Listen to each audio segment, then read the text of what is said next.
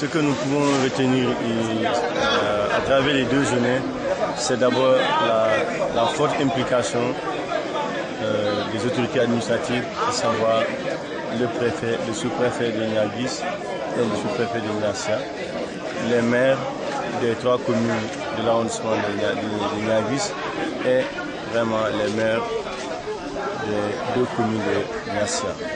Mais également la forte mobilisation des chefs de village des 3 communes de l'arrondissement de Niaguis et de Niassia pour participer à cette réflexion.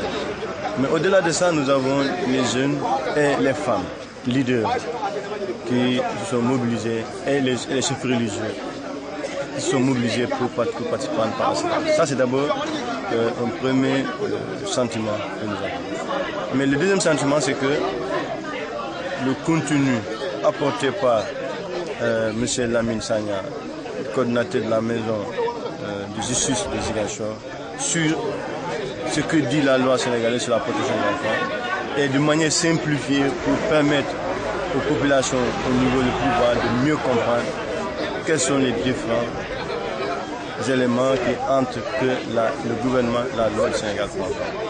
Mais également l'élément sur lequel c'est l'engouement manifesté par les chefs de village et les participants pour mieux encore apprendre de comprendre ces différents textes qui protègent l'enfant. Parce qu'en conclusion, on voit qu'ils n'ont pas beaucoup d'informations sur le code pénal, mais également la protection de l'enfant. L'autre élément, c'est le besoin de mettre au niveau local un cadre qui va regrouper les différentes organisations pour aller dans le système de protection de l'enfant de manière coopérée, de manière solidaire. Ça veut dire les différentes organisations, les leaders, les religieux, les maires, les chefs de village, etc., ensemble, comme l'organisation du CDP, que l'on puisse avoir le comité local de protection des enfants à Niassia et à Niaguis. Et je pense que cela est un point fort pour nous parce que c'est venu de la base. Il y a un besoin que cela soit mis en place au niveau des 2 arrondissements.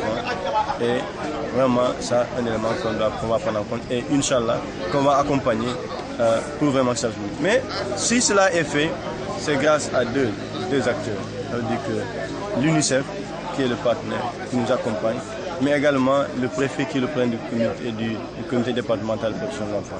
Parce qu'aujourd'hui, vraiment, leur appui est important et je pense que nous lançons encore un appel.